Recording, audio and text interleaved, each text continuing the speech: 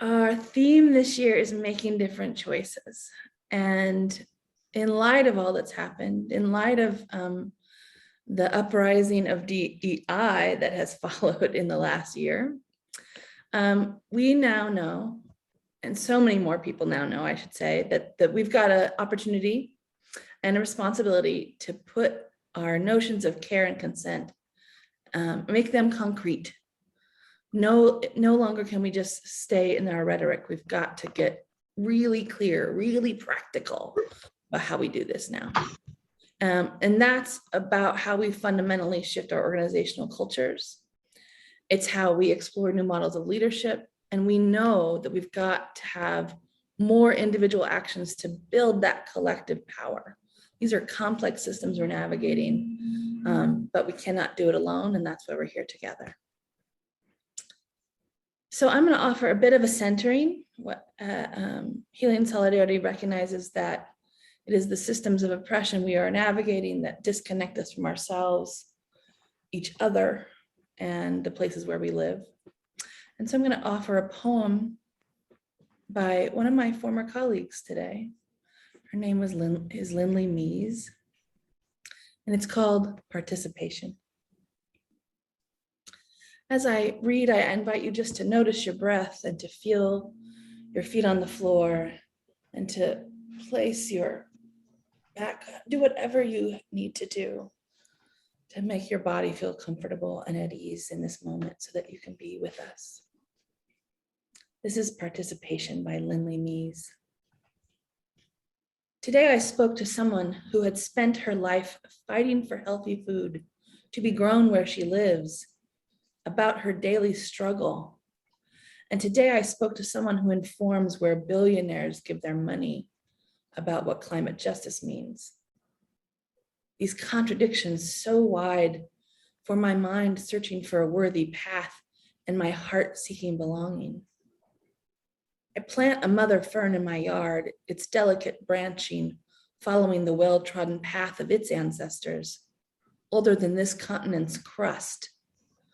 I, in my ancestors' footfalls, grasp for the less trodden path of healing, knowing that my effort might just create a different relationship between my great-great-granddaughter and the descendant of my Black neighbor dispossessed of his land.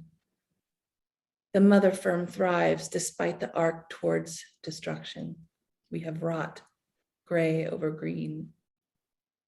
In the contradictions of interdependence between a farmer and a rich man, or ancient DNA and desperate evolution, I find another truth, that a part of me is given up on people, given up on hope, given up on change.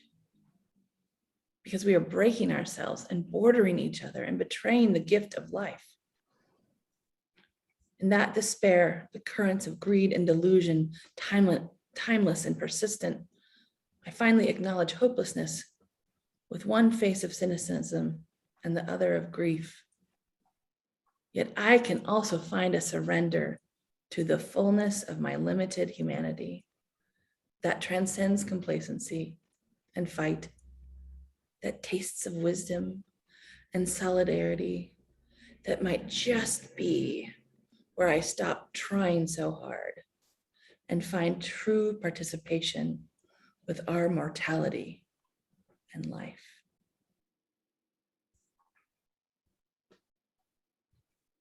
We are going to wade into that complexity today. And we are trying to wade in that complexity all this week. This is why we are experimenting in these in-between conversations. We noticed as Healing Solidarity, as we went to start planning, that with everyone having online conferences now, these are really flat experiences. There's just a lot of passive listening and temptation to check your email. And so nobody's really present. And we also are really clear that the presentational model of conferences reinforces that notion of sharing expertise in a hierarchical way. And that's a model we're trying to disrupt today. That's why we've invited so many people in who have so much wisdom to offer in the deep listening, in the dialogue. And so today we're trying to practice together, make visible what it means to really nurture those relationships and to really see how a shared knowledge, a shared understanding can arise from emergent processes. So those of you who are new to the conference today, you are very welcome. You don't have to have been part of the ones before, but we are weaving them all together. We're trying to find that collective thread, those new ideas, those threads that are really illuminating that there are many new practices that we can build. So we don't know what's going to happen today. We never really know. That's part of the joy. And we're here to build that tolerance even for not knowing. So welcome into the not knowing with us. So our format today, apologies again for those who have joined in the future sessions, but I just want to explain a little bit how it's going to work on Zoom today. I can tell you that when we invited these 4 women into this conversation with us, we gave them only one instruction, which was show up as the person you are and say what comes to you. So we are here to value progress over perfection. We are really here to give all of you the opportunity to jump in and contribute as well. And in fact, we actually need you to do that for this grand experiment to work. So we're gonna invite you to see your screen and think of your screen as an online fishbowl. For those of you who are facilitators, you might know the fishbowl technique, but if we were in a room together, there'd be a small set of chairs in the middle and the rest of us would be around. We would be observing and listening as the people inside, really just share their insights and spark each other. And then when we were ready, the observers, we would tap on one of their shoulders and we would be allowed to take the seat that they had and they would join the outside circle. And in that, there's a lot of can't say it. It never comes out. Dynamicism, you know what I mean. It's going to go back and forth. It's going to flow. It's going to change. So when you are ready, those of you who are not our conversation catalysts, when you are ready to join the circle, into the chat, we invite you to just write the words tap, tap. And our tech guru, Marianne, will put you into the spotlight. And so you will be in the small circle with us and we'll keep the conversation going that way. I hope that's really clear. If there's any questions, feel free to ask us in the chat, but just know that you are part of this conversation. We really want you to feel like you're welcome in that space. So don't leave us hanging. All right. Now, I want to offer some invitations for all of us before we begin, just to kind of help us ground in what's the rules of engagement today. I'm gonna put this into the chat, and these are the invitations that Healing Solidarity desires to create in each of the spaces that we are holding for people in the sector. The first is that we're here to learn and not critique. So, my goodness, our sector is so good at tearing apart the thing and finding the problem, blah, blah, blah. But we're in this space with the idea that we all have something to gain from interacting with each other in this time. So we're not here to tear apart the argument. We're here to learn from each other. This is a brave space. It's not necessarily a safe space in recognition that we all need to be challenged sometimes. And in recognition that when we're out of our comfort zones, that's usually when the good stuff happens. The transformation is welcome outside of that. So know that. We do operate by consent. So everything that's happening here is, you are allowed to say no. You are allowed to opt out. That's really important to us. Also, when you offer, please use it with I, not we. So we know that we all have common interests here, but the I is kind of a discipline that we need to create in our sector to refrain from that rhetorical we, that assumption that we can generalize our experience. We can't. We have differences in this space in so many ways, in race and ethnicity and gender, and class and educational privilege, all of those things are present with us. So when we can speak from the I, we just own our own experience and helps actually create more connection. And finally, just say it. You don't have to have it perfect. You can be unprepared too. Authenticity is much more important to us than perfection. So, and anytime we're kind of trying to plan what we're going to say or measure what we're going to say, it takes us out of active listening. So you're welcome to say what you got to say imperfectly. You're welcome to mispronounce words that sometimes you can say, but not when there's however many 40 people watching. So here we go. I'm going to hand over to Swati to also help our conversation catalysts kick off their conversation today. And so, Marianne, if you can begin to spotlight those of us who will stay. Welcome, Swati. Wonderful. Thank you so much, Jennifer. So hi, everyone. This is such an exciting, juicy conversation, as Jennifer says. So I'm really excited about it today.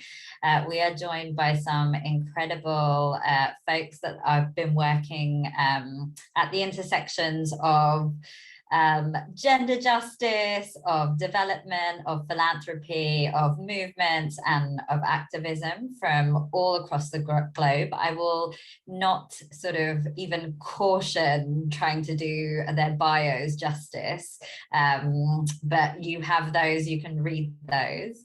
But I am just so excited to speak with and hear from Sadaf, Zanele, Anuradha, and Fanta in all the corners of the world.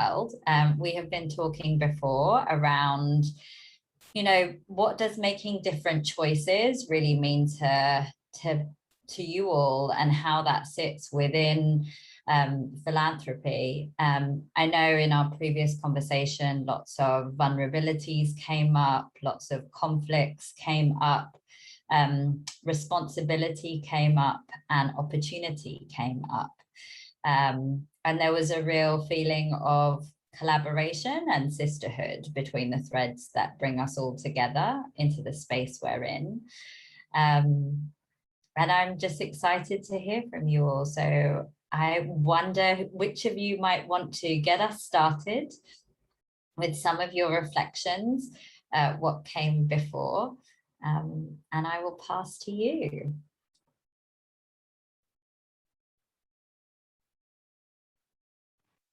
I'll go first. Thank you, Swati. Very exciting to be here. You're asking such a rich and exciting question, and I was thinking back about how, for me, being making different choices, looking at different choices has been a very deeply personal journey, with the first step of which looking at how I'm a product of the system that's enabling me to make change, how I'm a product of what I'm trying to fight, and taking out the shell one at a time and trying to direct how I make decisions based on that, who to trust, how to trust, who to show up, how I show up, how that has been informed by all this, by patriarchy. Also looking at philanthropy as a space that tends to focus power in the hands of one person, and how that person then becomes responsible for redistributing that power, and what that means, the burden that it is, and how making choices differently has been about being very intentional. So yeah, I'm going to stop there.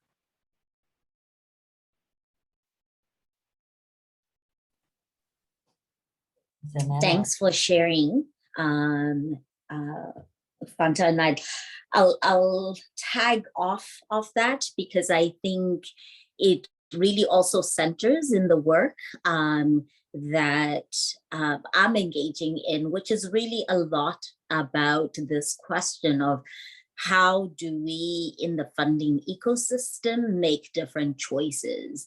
And a big part of that,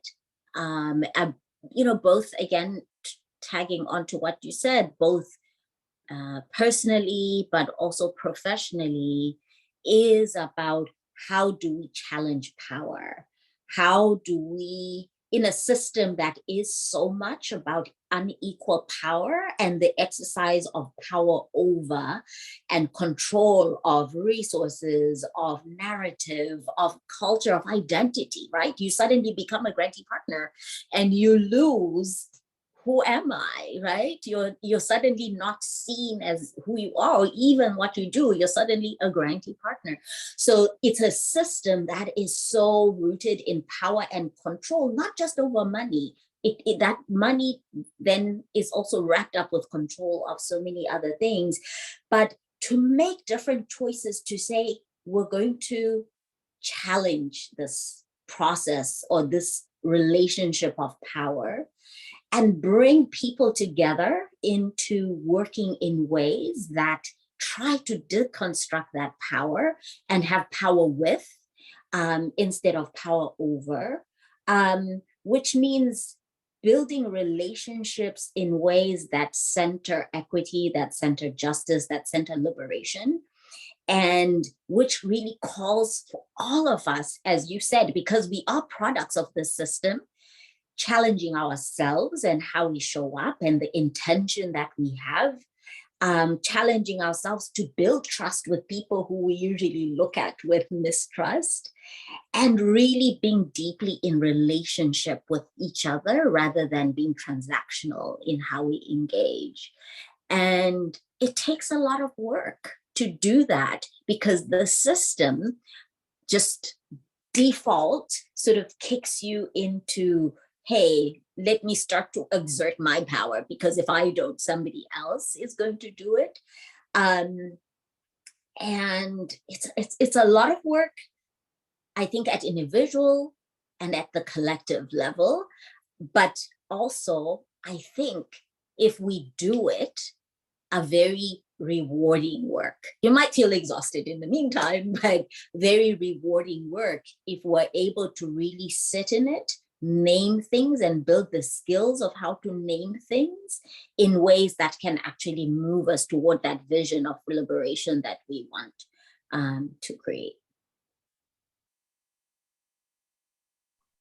Thanks, Zanele and Fanta. I think both of you raised some really important overarching principles.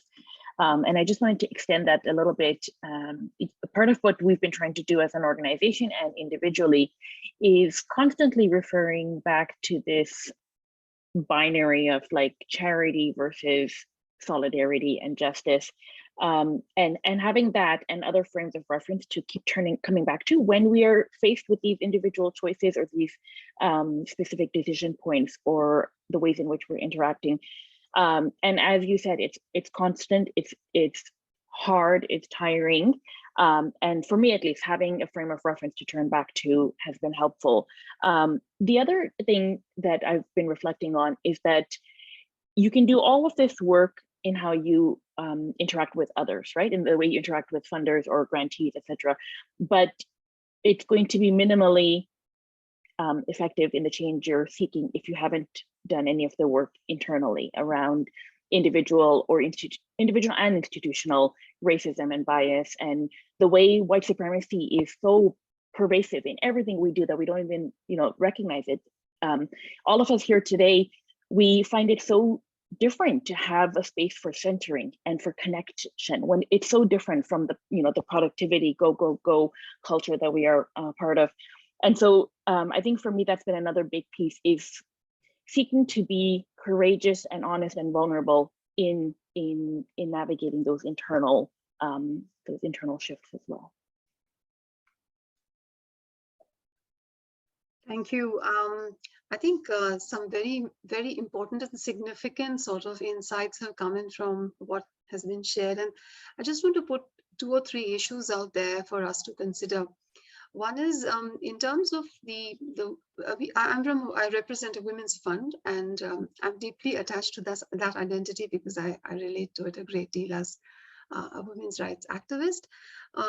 So the difference that we are making in terms of the choices is really to try and make the agenda setting on how resources should flow, where they should flow, how they should be structured, to really place that agenda setting in the hands of groups that are led by marginalized women and trans persons. And when I say trans, I mean the whole range of gender non-conforming identities. For us, that's not, so everyone or speaks to doing participatory agenda setting, but I think it's easier said than done. So it's really about finding safe spaces for people to ask difficult questions and to hold you accountable. And that's something we are consciously moving towards, trying to establish that sort of a culture.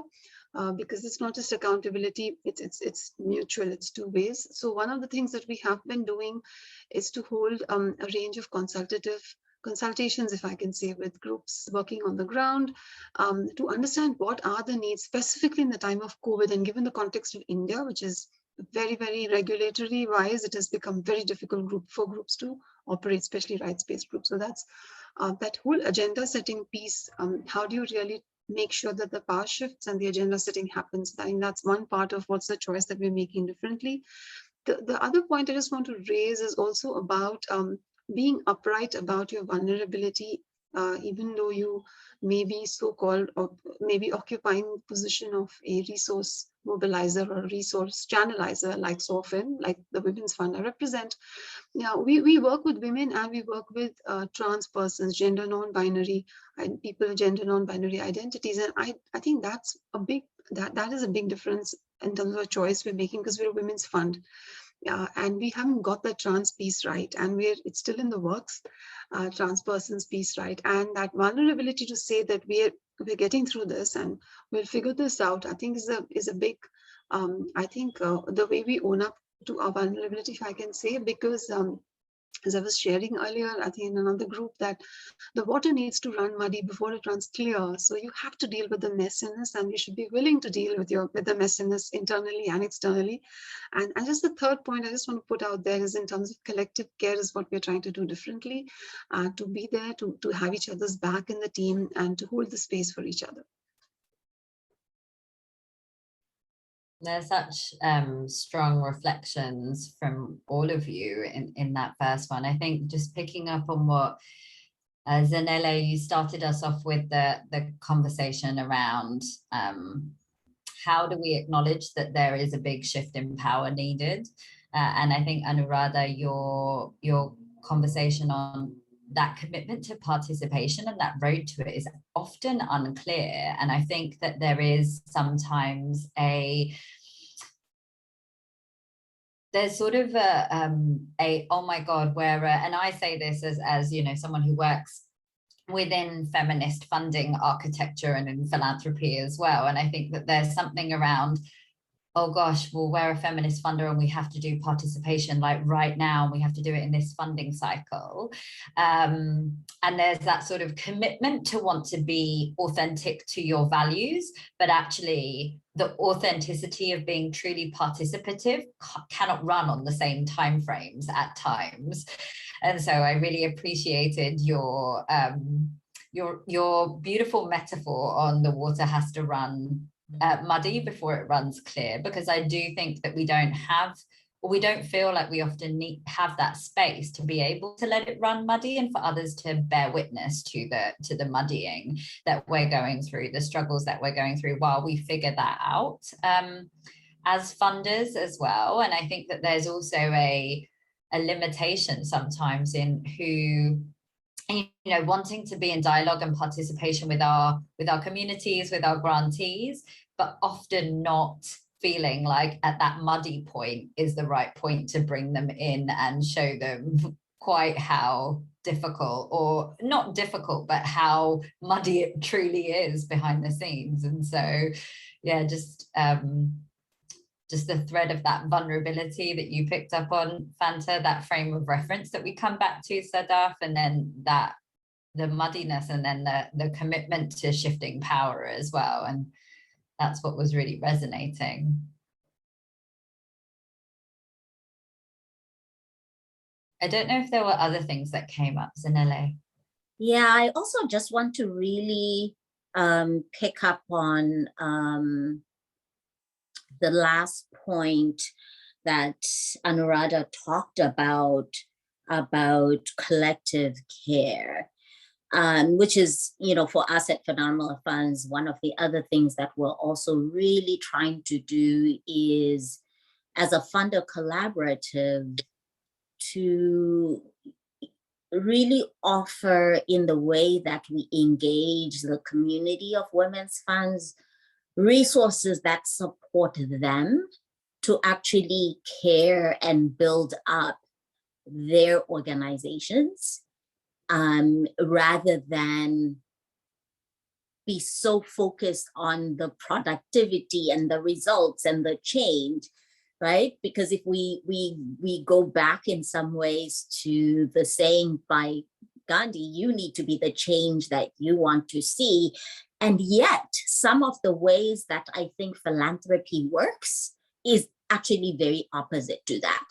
We're saying you need to create wellness and liberation out in the world, but we're going to work with you in ways that totally force you to turn away from the values that you are espousing, from the kind of ways that you want to engage with the movements that you support. And so there is also, I think, for us, a process of challenging and making different choices in saying, here's a pot of money. This pot of money is not about for your program. It's about what do you need to do as an institution in order to build yourself up. Because one of the realities as well is that we're living in a time where there's multiple intersecting crises, right?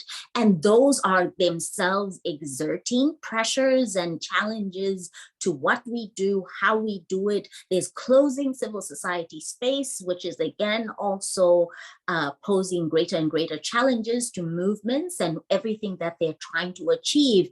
And if we are going to have a feminist funding infrastructure that's able to actually respond to what movements needs, they need to be resilient to be able to adapt. But we are often starving organizations from the resources to invest in their staff, to invest in their systems and infrastructure.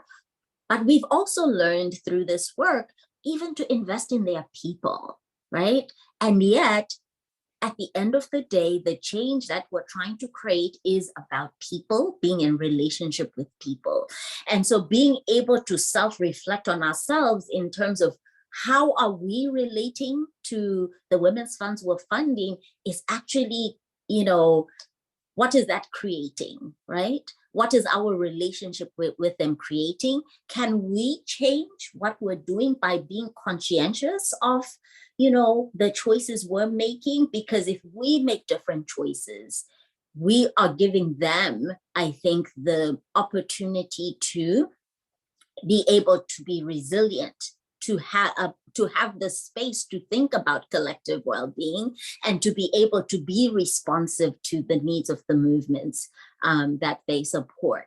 So again, I think we need to also challenge ourselves to see how the choices we make have a ripple on effect, but then we expect different results. And I think that also calls us to continually to be accountable and to continually be thinking about how we show up, the intention with which we show up, and what is it that we want to create. It actually begins with those choices we make in how we do and engage in the spaces and the relationships that we enter into.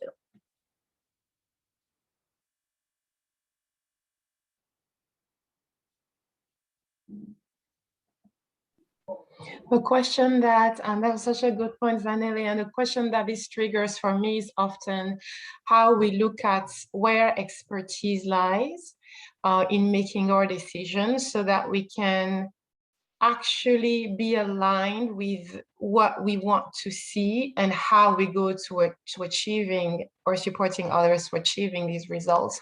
So like these questions of wellness, for example, it's so exciting to see that we've pushed the boundaries on supporting grantees around wellness.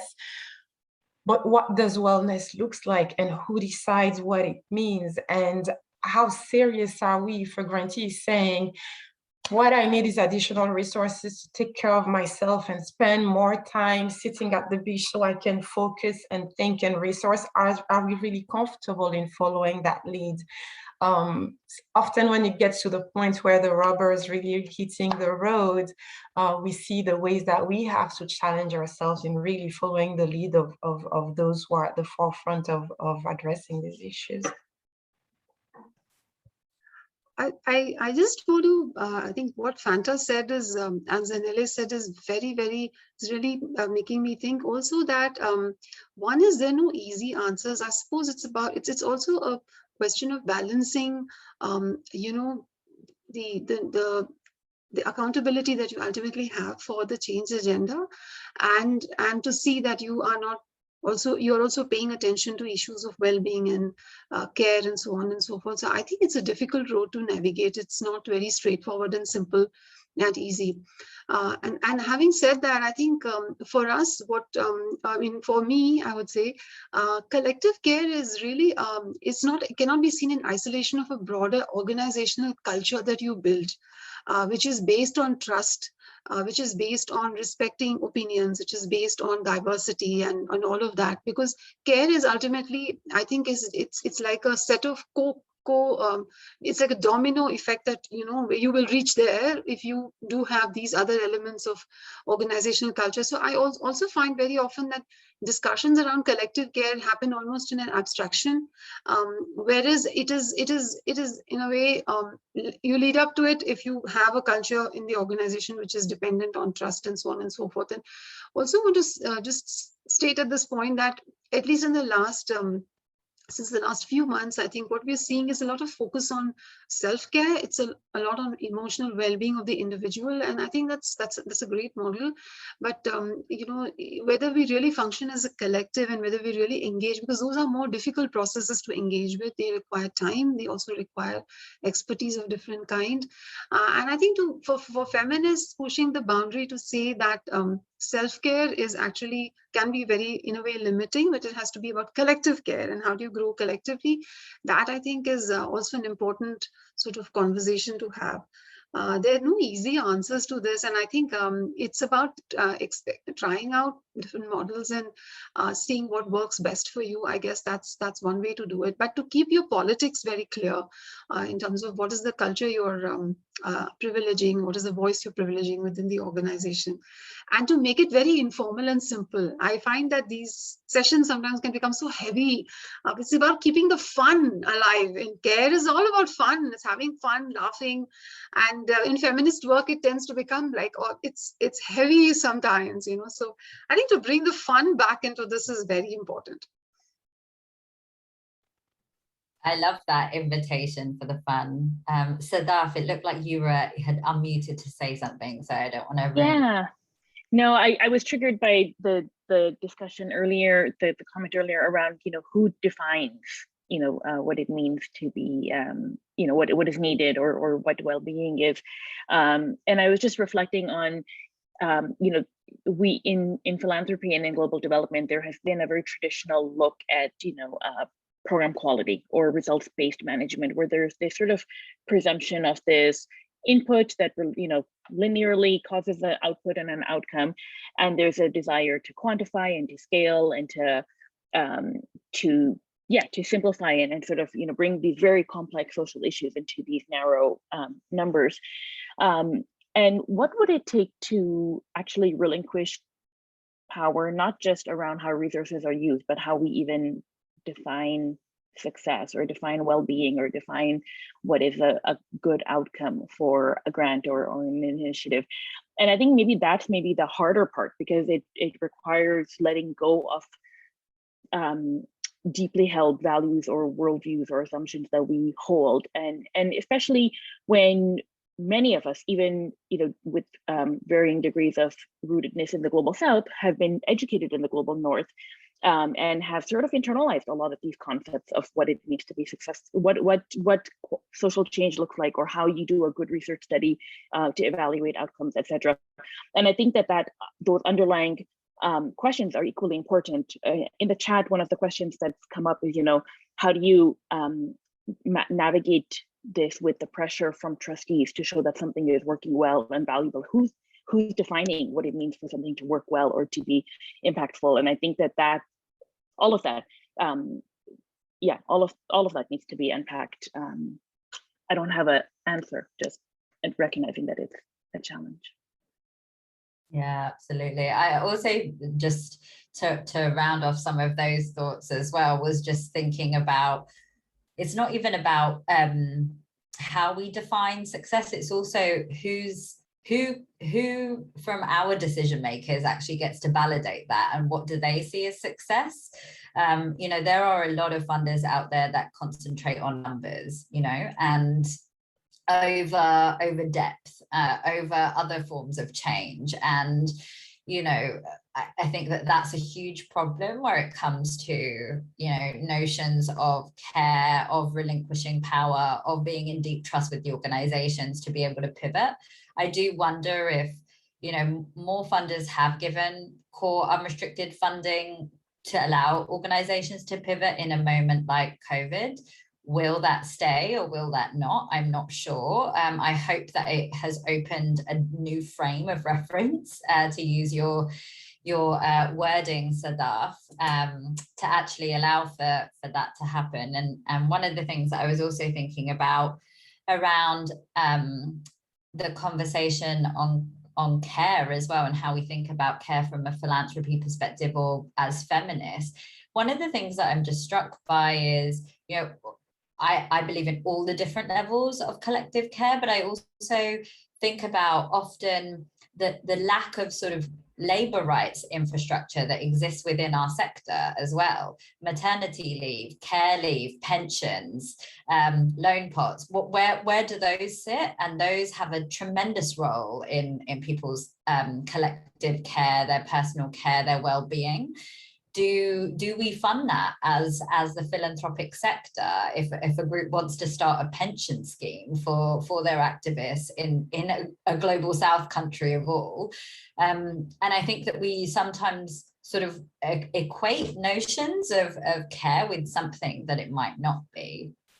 But I also just want to take the opportunity. There is so much conversation, wonderful questions and reflections going off in the chat. And so I want to invite the community to tap into this conversation. And Amira, looks like you're our first tapper in, so welcome. Hello, thank you for the opportunity to join. And this was the first time I've heard about you through a friend. Nora, if you know her. So I didn't believe that I can make it to join you, although I'm an activist, but being in a very hard time, I couldn't even pay to participate. So I was like, let it be for someone else who might need it. And then Nora was encouraging us, just let us try. So it's so heartwarming that I'm welcomed here. It's very interesting with all of you ladies, Sadaf, Zanele, and Fanta, you, Swati, and Anuradha. Did I say it right? It was really interesting, every part of your conversation. I work on the ground. I work with people. I started with NGOs, but I decided to be alone, and I work individually. It's harder and the hardest, but still I find the fruit of what I'm doing. I had a struggle because of the power used inside NGOs, and then you can't talk about it, and you're so limited. When you go on the ground to help the people, you see something different of what's written in your project and in your program, and you have to follow your targets, and you have to follow those written details that is so separated from the human that is included in these written projects. And I found it too hard, and I was called too humanitarian. So I built my skills. I work on protection in every part of protection. I invested my time to really focus on every part. And I found myself there. I used to work in business and translation, teaching languages. And then I found myself here. I always help people. And I wanted to mention about the self-care and the collective care. If you can't do the self-care to yourself, you wouldn't be able to really give that effect on a collective care. So I want to focus on each person to do some self-care, to do the things you love, not even follow some videos, just do something crazy you love to do. It might be helpful for you to just, cope up with everything, with the struggles, with the stress. And above that, you have the struggle of work. So you need to cope and take care of yourself in order to be adding a positive vibe in the collective care. And I hope every organization and every project can be really done on the ground to really hear what's going on. I live with the wounds of the people. I live with the aches of the people. And I just find it so amazing that I can really give a hope. I can really make a change. Although it's hard sometimes to follow up with people, to collect for them donations, and then do the things I see that they can make them feel better. But you really get that satisfaction that you're really making a difference after all. With my LGBT activism and human rights, although it's the same, but people separated, especially here in the Middle East. I'm facing racism myself. I faced my war in the country. I miss my home. I miss my country. I miss my people. At the same time, I have to take care of my safety, which I can't secure every day. Like, I'm with you now. I might be gone in a minute. I might be gone in an hour. This is my life. It just, I know I put myself on the show, like when people invite me to interview me in TV or something, but it didn't do it just to face the people or just to threat the people or just to do it on purpose. It's just, I found in myself something that inspiring people. So why not going online or going on that TV and break that stereotype and show that we can live, we can help, we can do something. This is society. And yeah, so thankful to be here. And those little things that happens every day makes a difference. So I give the tap to someone else. Thank you so much for those. That was a tough tap. I'm sorry if it was tough on you guys. No, not at all. I think that it was a beautiful one, and thank you so much for joining us and for reminding us about the different risks that people within these spaces, within movements, take every single day to be part of this work and be part of this space. I think there was also that sort of reminder and that reflection around with LGBT and human rights, of course they're the same. And I think that it speaks to, the structure of our sector that comes from the ways that funders silo how change happens and what they want to focus on. And we create these artificial architectures around us where they don't exist for us in our everyday life at all. And I also really sort of resonated with your call to all of us to hold collective care, because I thought what was interesting is even when we were talking about collective care within the previous thread of the discussion, we didn't necessarily talk about how does care show up in our own institutions and how do we reflect on that, because I think that is a big thing that's missing from philanthropy. Is there's sort of an increased recognition for the playfulness and the fun that you mentioned, Anuradha, and the collective care, but actually an absence of it. So I welcome that invitation. Shreya, I'm going to pass to you as you tap in. Yeah, thank you so much. Namaste to everybody from Nepal. It's really exciting to be here and to hear so many different thoughts and reflections. And I'm sitting here wanting to respond to everything, but trying to think about how can I simplify this. And I've been experimenting a lot with actually things that Sadaf brought up about how a lot of us are educated in the global north and what that means in terms of, I guess, our internalized whiteness. And so what I wanted to offer was the simple thought of what does it actually mean to give? And within development, within aid, within humanitarian sectors, like what does giving actually mean? Because my experience has been, we're not given anything. Money is given to us and it's a transaction where then now I am compelled and I actually owe you a report. I owe you all of these different things, and those things actually drain my time and energy and resources. And so if I see someone needy on the street and I give them a little bit of money, I don't expect them to tell me where they use that money. I don't expect them to come to me and to report to me. And doing that, I understand, is a distraction from them being able to do what they need to do. And so why is there still this idea that if there are funding agencies or other initiatives that want to help people, then there's this obligation for us to divert our energy and resources? And in yesterday's conversation, Samuel named a lot of these complications and brought up the issue of trust. And I wanted to find spaces to take this conversation further to say, why can't we deconstruct this concept of giving? And if you give, why can't you just give and have that be enough? And as soon as there's this desire for reports, pictures, all of the stuff, that shit just makes everything so much harder. And that's where a lot of these components of expertise and all of these ideas, they just take power away further and further and further and further, and it's just really frustrating. And so in a way, I think it's a bit of a tangent, but I would love to like talk to people and say, well, what if we tried that? What if we went to givers, and instead of us having to apply for funding and instead of trying to fulfill the criteria of funders, why are funders not fulfilling my criteria? Why do I not get to ask them, are you willing to understand that you don't know these things, and so you have to trust me and my judgment call, and things may not work out the way that you think it will, and that's not the point. And if you really want to help us, you just have to go with it. And if you're not going to do that, then no thank you, I don't want your money. You will not be helping, you will be actually causing problems and being a bigger burden. But because of the power dynamics, we're not in a position to be able to say those things.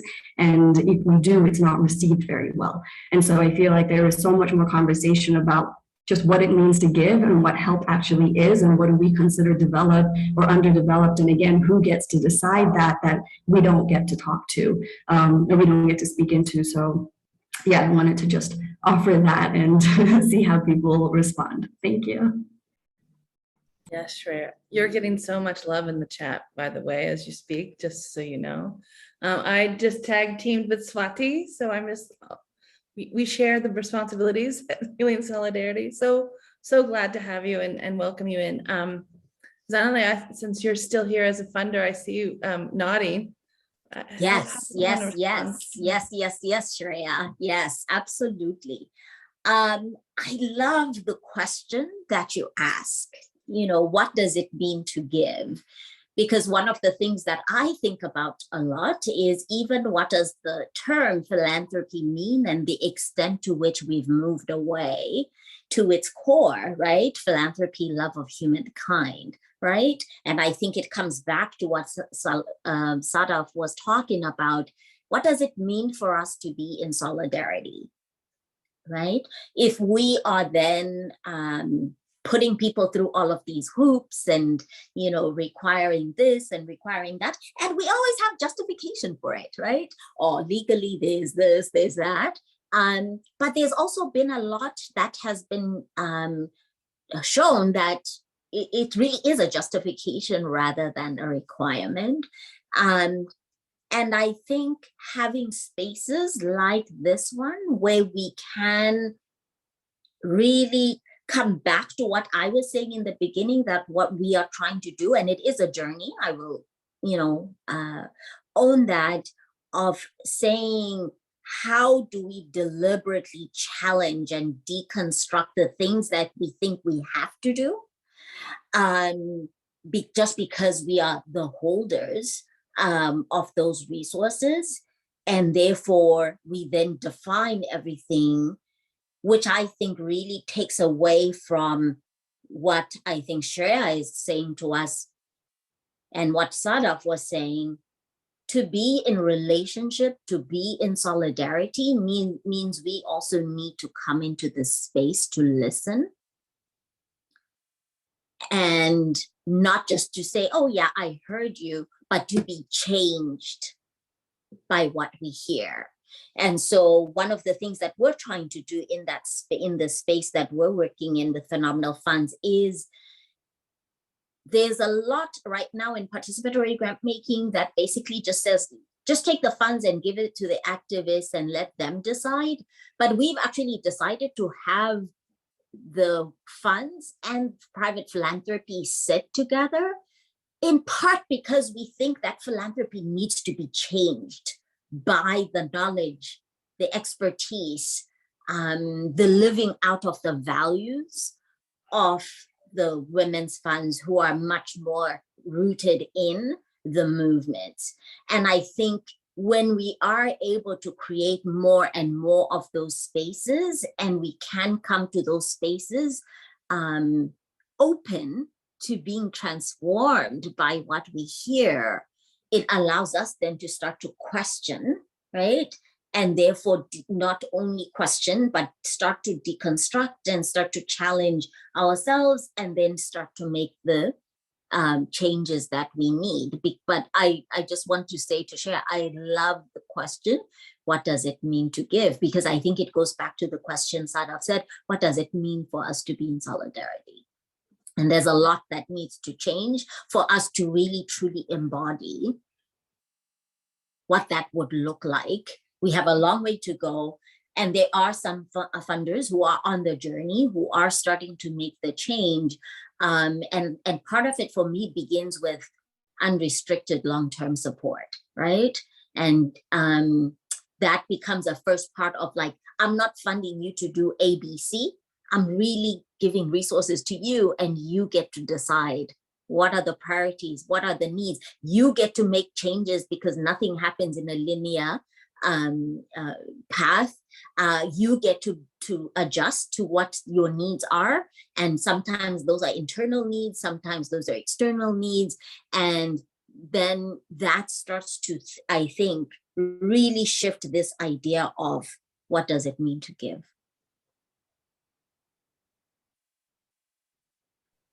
Thanks, Zanele. Go ahead. Sorry. Yeah, I was just saying that I think Shreya's brought up a very important point, and it's just also making me think that it's about having a collective change agenda. It is connecting back to the shared purpose, which is very important to kind of, I think, deepen that sense of trust and that sense of accountability for each other. And it's not about saying that you are mandated to give this report. I think it's about finding other mechanisms of accountability. Right now, that report stands in as a metric of accountability. So maybe we need to go back and look at how do we hold each other? How does the community hold the funding agency, or how does the organization hold the funding agency accountable for what is the change agenda that the funding agency is committed to?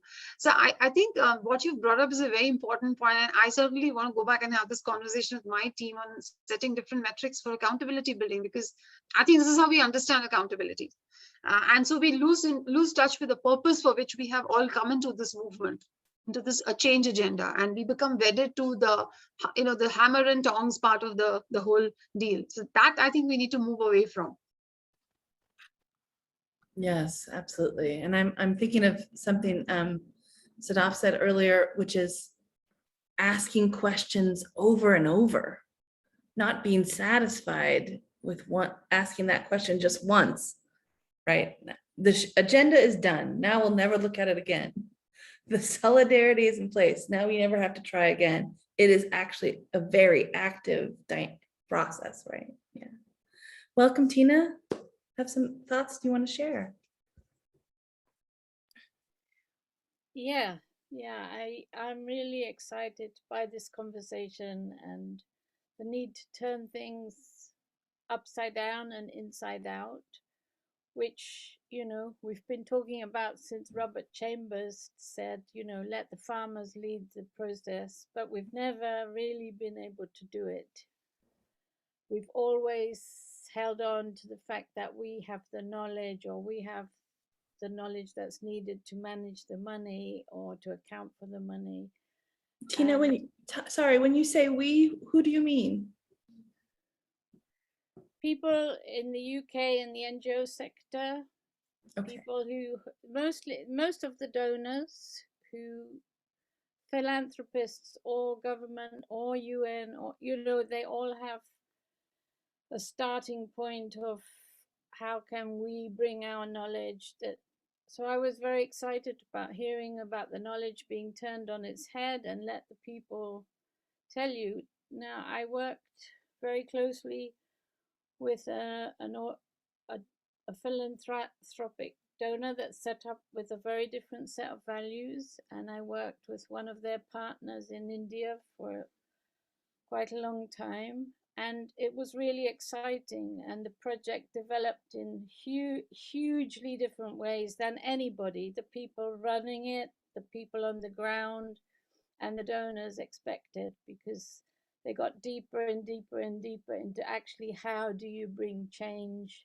How can you change the lives of some of the poorest people, in this case, women in the slums of Delhi? How can you really bring change? But there was a moment where the board said, but we don't really understand what these things are.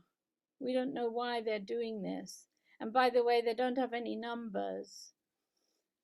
They don't know how many people they've helped, and they don't know who's changed in what way. And there was the first time I've experienced how fickle philanthropy can be, because actually it's accountable to nobody except its own board. And funds were withdrawn with no notice from several partners, including the one that I was working with sometimes, in a way that was so shocking. It was so shocking. And I suppose what I want to say is, if you go on this path, people will take you to places you haven't dreamt of. They'll have priorities that don't seem to have anything to do with our understanding of what's so important. And if you think you can't do it, don't start it, because actually to build up an organization to do things in the way that really worked for the communities they worked with, and then to stop it, was very, very shocking. And it's not the only case. I it's like we'll go so far with people, and then, oh, but these ideas are crazy. I mean, we can't tell anyone we're funding this, so it's a very long journey, and it takes people to places that sometimes they suddenly decide they don't know if they can go. So I just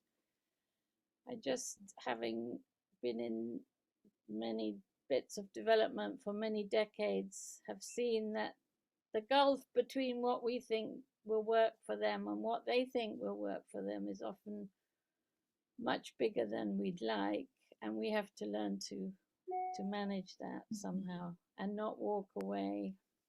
Yeah.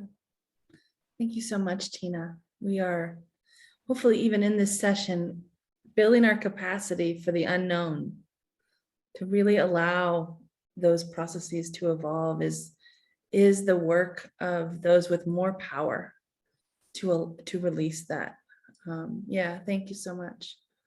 Fanta and Anuradha, you've rejoined. Anything you want to add? Thanks. Yes, thank you for sharing, Tina. It just triggered that fire in me, that anger, because this is such a classic case of philanthropy doing things wrong. And unfortunately, I don't think it's isolated. But for me, what it really triggers is this responsibility that we have, and definitely one in which I'm trying to build courage in saying no to money that's not going to help us. I think a lot of time we see it coming, but we weigh it against, I weigh it against, oh my God, all the things that the partners could do with this money. And maybe as we start using it, we can shift the funder away from their way of looking at things. But I've realized that No, usually when that money offer is coming, you can get a sense of whether you're going to have to bend or whether you'll be able to shift the partner. And I don't think there's down the line in the longer term, if we're playing the longer term games, which we have to play, we regret walking away from that money. That's not helping. Oh, Fanta, what are some of those signals that you've now learned to detect in those initial conversations? Because it's true, there's a lot of information for us. Yeah. Yeah, honestly, your gut tells you this is not going anywhere. And it's taking me back also to that spirit of solidarity that we're thinking about. I think their safety number, and as we talk more to each other in the space, we can probably know between us those funders, right, that are harder to shift. And perhaps it's going back to that collective agenda that Anuradha was talking about, deciding that as a community, we're going to turn our back. And maybe if they start hearing no, they go to what Shreya says in applying to us, bending a little bit more. But it's easy to say, it's hard. It's hard. Yeah, thank you. That gut, that instinct is vital. And so much of that disconnection from oppressive systems we're all navigating is like bringing back that instinct and valuing it even, right? Like we've been taught to deny that in ourselves, and we actually don't have to. Like that's the good news, yeah? Andrea, we're so happy to have you. Welcome. Thank you. Hi, everyone. Joining you from India. I work independently, and sometimes it's with quite large organizations, and sometimes it's with tiny grassroots movements. And so it's quite a mix. I'm so happy to hear some of the questions that have come up, especially the question you raised, Shreya, about the question itself, and also what Anuradha said about not, you don't just ask it once, right? You keep asking it. You don't just frame your collective purpose and then it's there and it's up for everybody who agreed to it at one meeting. It's going back to it, reframing, keep going on, and having the stamina to do that. I think that so much of that is about the spaces we create for our interaction, like this space. And the kind of facilitation we welcome or want. And sometimes I find I myself haven't given enough attention to that. So, I have in my mind a certain idea of how perhaps we can have more emergent facilitation, say learning from this kind of space. And then in interaction with an organization, I would like to bring that in, but I haven't spent enough time to actually sort of explain what would that mean? How that is different to the way they have been doing things. And then when we're in it, I often hit the kind of space that Tina talks about, where suddenly it becomes a little scary for people, or a lot scary for people. Or even at another level where you've managed to go quite a long way in this kind of emergent facilitation and really asking some hard questions, trying to work them out together, and then people get scared because a trustee doesn't like it, or we're not able to give the numbers. And I'm wondering, I like this discussion because it is talking about some of these issues, but I also want to hear about, well, okay, how do we create these spaces? How do we create them not just with those who are doing the work on the ground, but how do we create them with trustees, with people who might get frightened when, or worried when about their accountability when we make progress or tackle difficult questions. So I'm really enjoying this. That's what I wanted to add. Thank you. So good to be here. Yeah, thank you so much, Andrea. Shreya, did you have more you wanted to offer? Yeah, thanks. I did. I don't want to take up too much space, but I have so many thoughts. I think a part of the struggle is also the languaging around this and the terminology that doesn't begin to enter these spaces from the footing of equality. And so underdeveloped, global south is more PC these days, but I realized I felt inferior when I was in dominant white countries, and I didn't understand why I could continue to feel inferior in my home country when I was working in development. And after years of reflecting and processing my anger and my hurt and just the indignation, I realized it's because I didn't feel respected. And trust is one factor, but respect is something completely different. And I think a lot of colored cultures, our understanding of respect is different from what we've experienced in a lot of development agencies and humanitarian work and everyone else that's trying to help each other. And I try to think about, well, how can I name this in a way that allows me to think about it differently and without using the word white or colonial or Western, because that's no longer true. It isn't limited to that ideology. The color of our skin is no longer really a factor.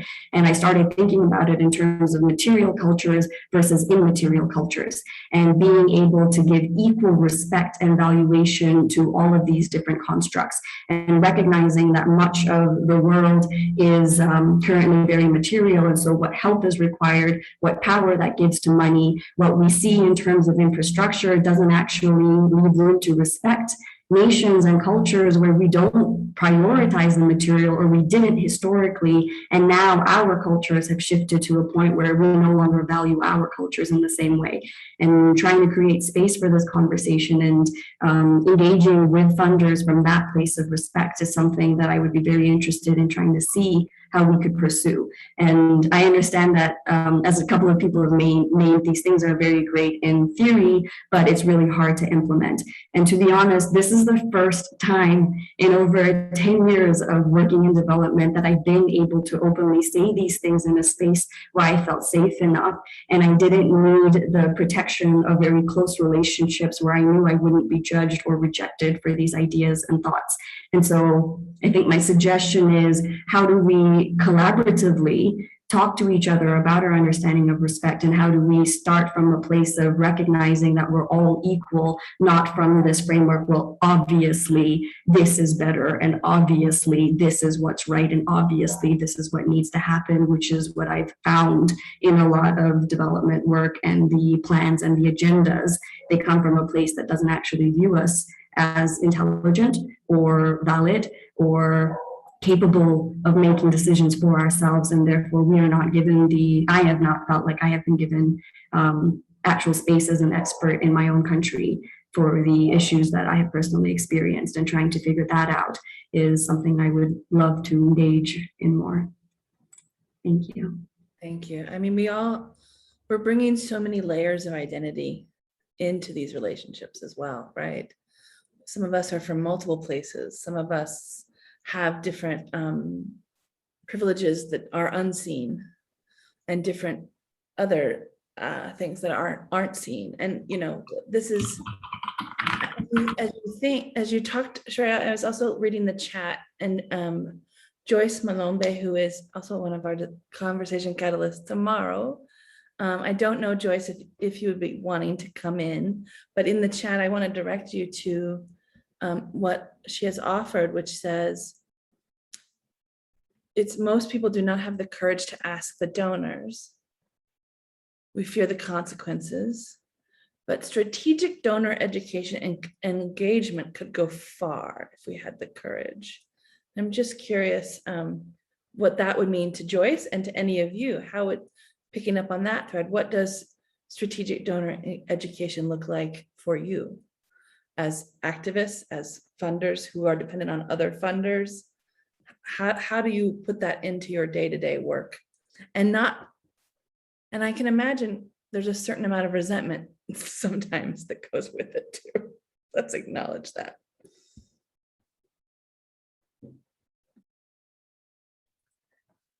If I may just say that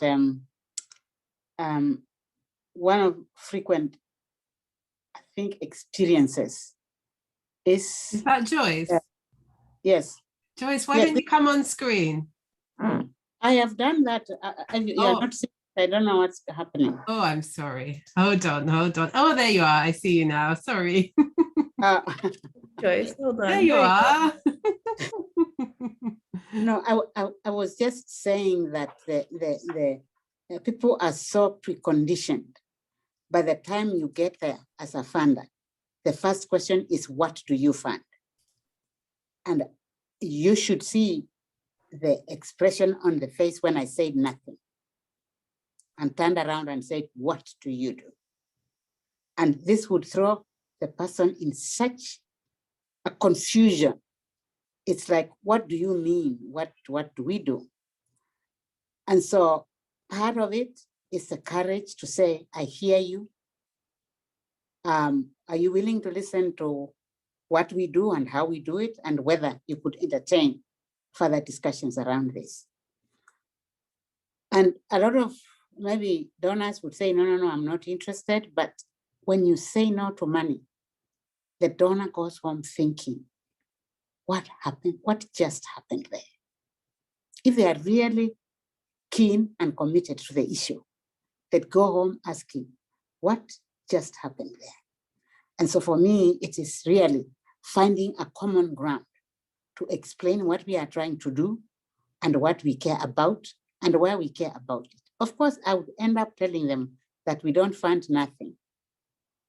And sometimes I'd go to an extent of asking, why do you wake up in the morning and come to this dangerous thing that you are doing repeatedly that is actually putting you and the people in jeopardy? So most donors would not even think to ask that way, but drive them to that point whereby they can also be able to see your heart. They are trying to protect the interests of where they came from, but also, are you trying to protect the interests of who you've chosen to be the broker between money and their very own lives?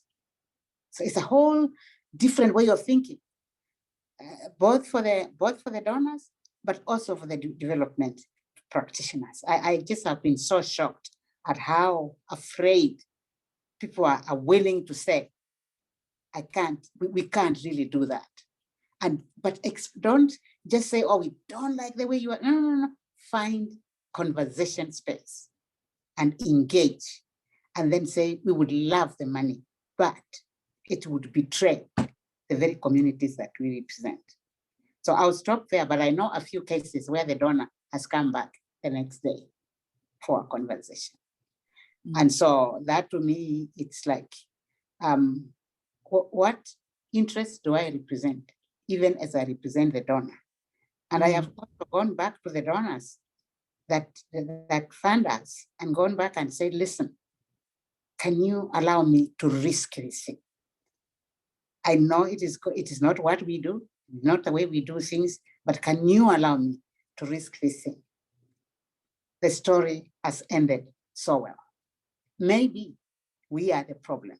I don't want to say that, but maybe, just maybe, we are part of the problem and our commitment to the issues that matter. Thank you. Thank you for that story, Joyce.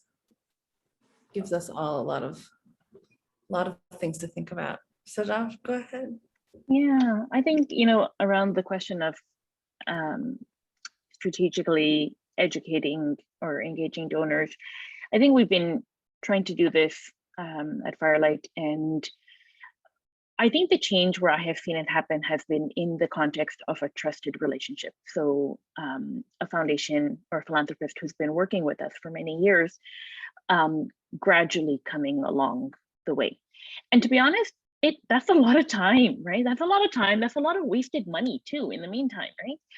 Money that could have been used much more effectively, but had to fulfill a specific donor agenda because of a, pet interest that a particular philanthropist had. But I think that's where I've seen the most meaningful change that is sort of ingrained, where a funder has actually walked the journey with us and seen the challenges in their top-down approach and what the results have been in that situation. And as we've gradually shifted them more towards a community-driven approach, when they start seeing how transformative that process can be. That's, I think, one point I wanted to raise. The other point I wanted to raise is that oftentimes the program officers or the grant officers who we're working with are readier, they're more able to see the importance of shifting approaches, but it's when you get to the level of the trustees or the actual holders of the wealth, who the people who feel it's their wealth, that's where you get the resistance. And I think for me, it comes back to, that's where the problem is with philanthropy as a whole. There is no reason why any one person should have that much power and that much wealth that they can influence so much in the world without any accountability. And I think that's where we keep hitting. And so that's when I start questioning my complicity in this whole sector. Like, even as we're making these gradual shifts, we're not actually addressing the fundamental problem. And that is that there was wealth and land stolen, and that these rich people are hoarding it. And until we unpack that, are we going to fundamentally build us a better system? And I struggle with that. Thank you. Really, really good point, Sadaf. Because I think I've had that experience too, of being able to see and shift what happens at the level of the relationship with the funder in a couple of different situations. And I think going a little bit back to what Joyce was saying, of saying, let's actually make a choice to commit to this community of organizations. We're partnering with them because we have a shared vision and shared values. We're not partnering with them because they are going to produce the set of results, right? Let's turn things upside down. We're not funding a project. We're partnering with an organization, and we're committing to walking together because we have a shared vision and we have shared values. And what that journey might look like may, switch and change, but we all know that we're trying to get to the same North Star. We're guided by the same North Star, and therefore we're going to trust and continue to engage with each other, which means challenging each other both ways in order to support that process. And in one case, almost starting that partnership, not knowing what we're going to do, but saying we are committed to this partnership because we know we want to try to create and catalyze the same kind of change. And in the case of what we are doing right now with Phenomenal Funds, is it's committing to a community. So we committed to a community of women's funds, so 44 women's funds. And for the first time, that a single funding collaborative funded everyone equally, right? So that's, again, really a different way to saying we are all committed to the same vision and the same values. There's some things we need to figure out along the way, but if we're committed, we're really in. And, the water will be muddy at points, but we know that it will also, if we're showing up with authenticity, commitment, respect, trust, and we need to keep cultivating those things. They're not automatic, we will really get there. But I just want to close by saying, I think I also really see the point Sadaf is saying. Like, I find that at that program officer level, that change and that willingness to show up, to be in the space and go there is there. But I definitely think we are not yet impacting the institutions. And I think the question is, how do we do that? Because it is a lot harder. Those people who really hold the wealth are much more distant and not showing up into these spaces and these conversations. So I think there's a longer term piece of work that is going to take collective work that needs to touch that piece of that fundamental change in the structure. Oh, thank you so much. Go ahead. Go ahead. Yeah, I just from the context of, I think the context in which, like, I have seen the situation in India, for example, I find that it really varies from case to case. In some places, the power rests with the board or with the trustees, and in some place the gatekeepers are the program officers who really don't understand where you're coming from. And I see this as part of a larger malaise, if I can say, within the philanthropic community, which is the corporatization of philanthropy. And actually the resources are held by people who have ruled economic resources for so long. So they come to it from a very strong efficiency argument.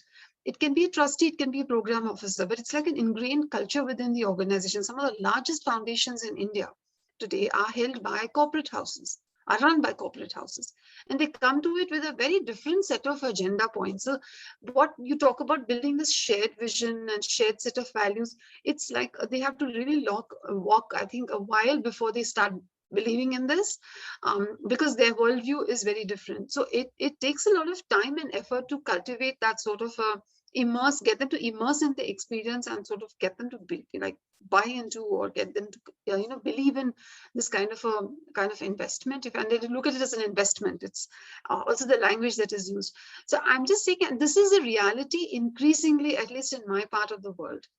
And so even the program officers or the people who are in maybe semi-decision making positions are from similar corporate backgrounds. So it's, it's like you have to work at so many different levels before you can influence the whole institution as a whole. It takes a lot of energy and time to do that, but it's got to be done. And that's one of the challenges, I think, of working in this kind of mobilizing resources from this kind of a sector.